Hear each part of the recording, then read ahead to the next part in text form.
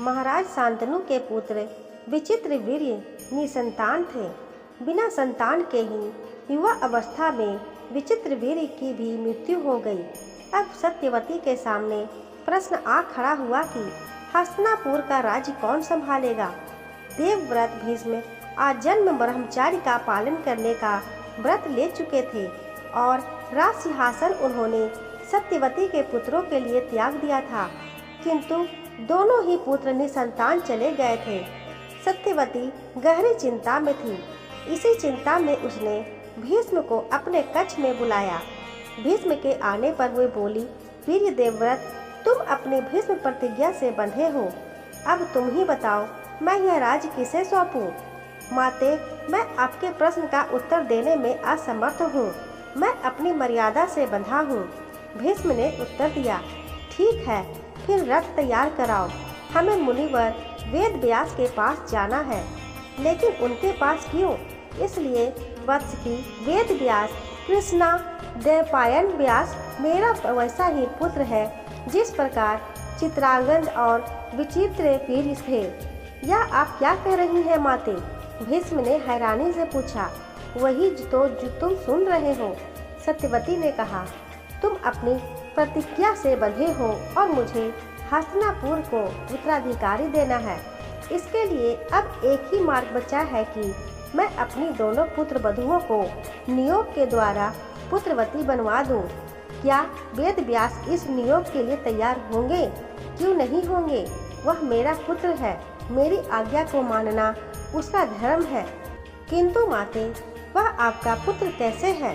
देवव्रत, यह उस समय की बात है जब मैं कुंवारी थी और प्रतिदिन की भांति नाव खेती थी। तभी एक दिन महातपस्वी ऋषि पराशर मेरे पास आए और मुझसे यमुना पार कराने का निवेदन किया। मैंने उन्हें नाव में बैठा लिया। बीच धारा में उन्होंने मुझसे प्रणय निवेदन किया। मैंने उनसे इनकार कर दिया, किंतु वे नहीं माने।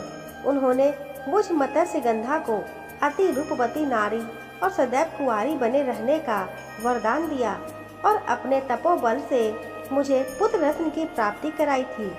उसी के फलस्वरूप कृष्णा द्वैपायन वेद व्यास का जन्म हुआ। इस प्रकार मैं अविवाहित ही माँ बन गई थी। तुम्हारे पिता महाराज शांतनु से मेरा विवाह बाद में हुआ। सत्यवती अपनी कहानी सुनाकर चुप हो गई। भीष्म कुछ देर तक सोचते रहे।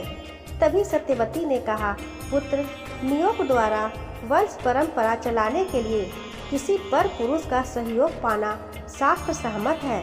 भीष्म ने फिर कुछ नहीं पूछा। दोनों वेद व्यास के आश्रम में पहुँचे और सत्यवती ने अपने वहां आने की मनसा बताई। पहले तो वेद व्यास ने इनकार किया क्योंकि वे सन्यासी थे, लेकिन हस्तिनापुर के उत्तराधिकारी की बात पर उन्होंने माता की आज्ञा मान ली। महारानी सत्यवती की बात रानी अंबिका ने सुनी तो वह कांप गई। जब मुनि वेद व्यास रात्रि में उसके कक्ष में आए तो लज्जा और संकोच के कारण उसने दोनों हाथों से अपनी आंखें बंद कर ली। दूसरे दिन वे अंबालिका के कक्ष में गए और अंबालिका भय से पीली पड़ गई। वेद व्यास ने सत्यवती को बताया कि अंबिका एक नेत्रहीन पुत्र को जन्म देगी और अंबालिका पांडु रोग से पीड़ित एक कृच्छकाय बालक को। ऐसा ही हुआ। सत्यवती दोनों बालकों को देखकर दुखी हो उठी। ऐसे पुत्रों पर राजभार कैसे सौंपा जा सकता था? सत्यवती ने अंबिका को समझाया और उसे एक बार फिर मुनि वेद व्यास के पास जाने के लिए कहा, किंतु अंबिका ने इस बार अपने स्थान पर अपनी दासी को भेज दिया। मुनि वेद व्यास ने अपना सारा ज्ञान, धर्म और नीति अपने इस दासी पुत्र को डाल दी।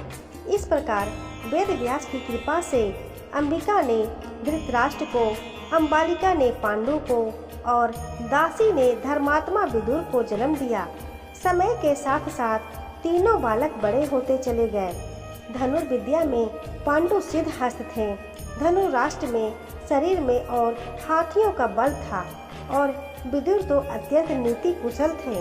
उन्हें हस्तिनापुर का महामंत्री बनाया गया। जब हस्तिनापुर की राजगद्दी सौंपने का प्रश्न आया तो धृतराष्ट्र का दावा यह कहकर खारिज कर दिया गया कि वे जन्मांध थे, राजकाज करने में उन्हें परेशानी आएगी। विदुर दासी पुत्र होने के कारण राजगद्दी पर बैठ नहीं सकते थे, इसलिए पांडु को ही हस्तिनापुर का राजा घोषित किया गया। धृतराष्ट्र का अधिकार इसलिए छीना गया था कि वे अंधे थे। इसी बात को लेकर धृतराष्ट्र के मन में पांडु के प्रति विरोध और ईर्ष्या की गांठ पड़ गई। धृतराष्ट्र का मन रखने के लिए भीष्म ने गांधार प्रदेश के राजा सुबल की सुंदर कन्या गांधारी से उसका विवाह करा दिया।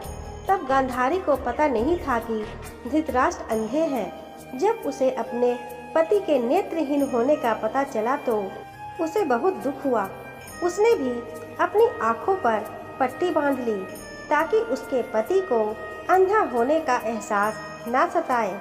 लेकिन गांधारी का भाई शकुनी जुआरी किस्म का आदमी था। वह गांधारी को हस्तिनापुर छोड़ने आया था। अपने बहनोई को अंधा देखकर उसे भी बड़ा दुख हुआ। उसने उसी समय संकल्प कर लिया कि वह इस कुरु वंश का सर्वनाश करा के ही दम लेगा। पांडु का विवाह कुंती भोज की पुत्री कुंती से और मध्य देश की राजकुमारी माद्री से हुआ था। कुंती का पहला नाम प्रभा था। वह राजा सूरसेन की कन्या थी, लेकिन सूरसेन के फुफेरे भाई कुंती भोज ने उन्हें गोद लेकर उसका नाम कुंती रख दिया था। यदुवंश के राजा सूरसेन श्री कृष्ण के पितामह थे। इसी कारण कुंती श्री कृष्ण की बुआ थी। बाल्यकाल में कुंती ने एक वर्ष तक महाक्रोधी दुर्वासा ऋषि की बड़ी सेवा की थी। उसी से प्रसन्न होकर दुर्वासा ऋषि ने कुंती को देव आह्वान का एक दिव्य मंत्र दिया था।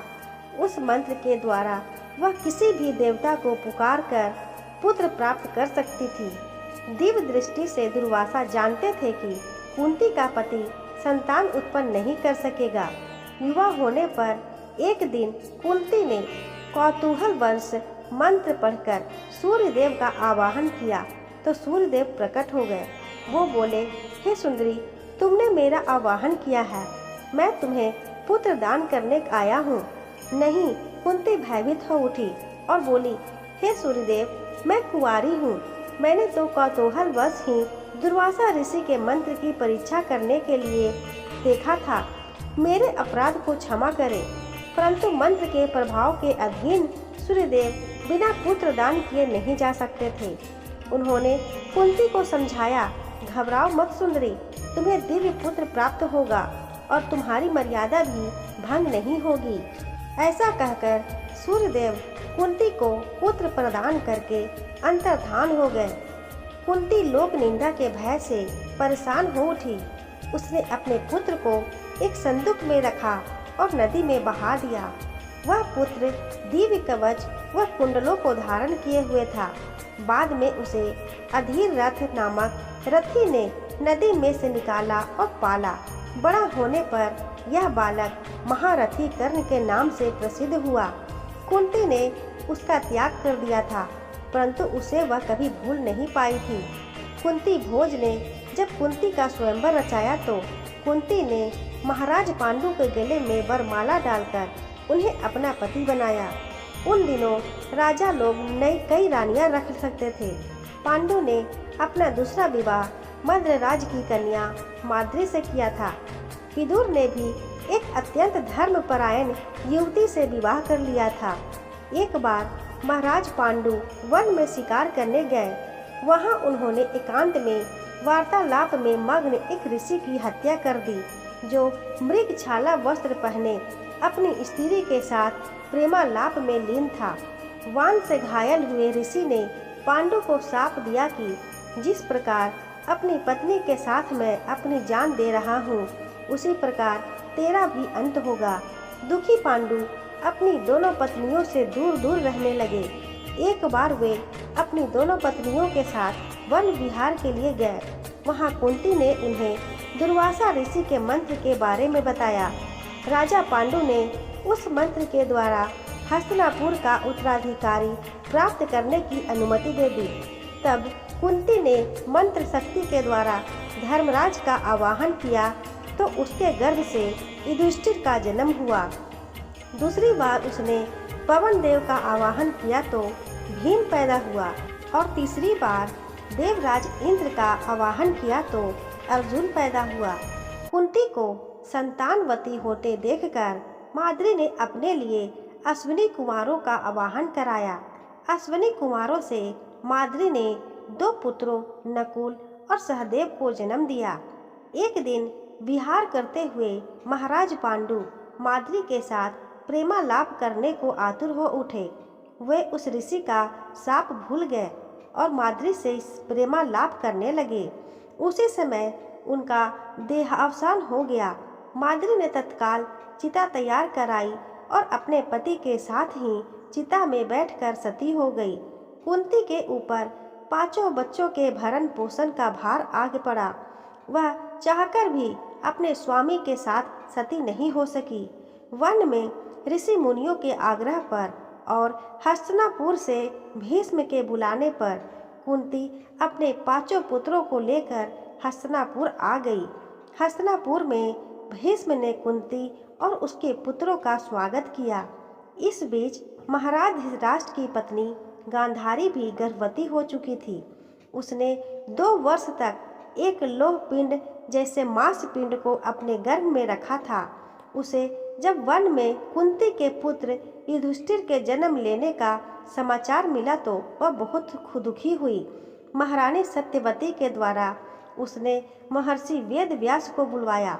ऋषि ने उस मांस पिंड का प्रसव कराया और उसके 100 टुकड़े करके 100 घड़ों में घी भरवा कर अलग अलग रखवा दिया। उन घड़ों में से 100 पुत्रों ने जन्म लिया। सबसे पहले दुर्योधन ने जन्म लिया। उसी समय वन में भीम ने भी जन्म लिया था। बाद में दुशासन, विकर्ण, चित्रसेन आदि बालकों का जन्म हुआ। 5 पांडव और धृतराष्ट्र के 100 पुत्र मिलकर कौरव कहलाए और हस्तिनापुर का राज्य कुरुवंश कहलाया। भीष्म ने सभी बालकों की शिक्षा दीक्षा का प्रबंध विविध आचार्यों की देखरेख में कराया। उन्हें विविध शास्त्रों, राजनीति और धनुर्विद्या तथा अन्य अस्त्र शस्त्रों की शिक्षा दी जाने लगी। महारानी सत्यवती हस्तिनापुर का राज्य सुरक्षित करके अपने दोनों बहुओं को लेकर वन में चली गई। धृतराष्ट्र को हस्तिनापुर का राजा और युधिष्ठिर को युवराज घोषित कर दिया गया। दोस्तों, आशा करती हूँ आपको ये कहानी पसंद आई होगी। कहानी पसंद आई है तो वीडियो को लाइक करें, अपने दोस्तों के साथ शेयर करें। चैनल को अभी तक सब्सक्राइब नहीं किया है तो सब्सक्राइब जरूर कर लें। बेल आइकन को प्रेस करें ताकि जब भी मैं कोई नई कहानी अपलोड करूं उसकी अपडेट आपको सबसे पहले मिल सके। मिलती हूं ऐसी ही एक और नई कहानी के साथ। तब तक के लिए धन्यवाद एंड थैंक्स फॉर वॉचिंग।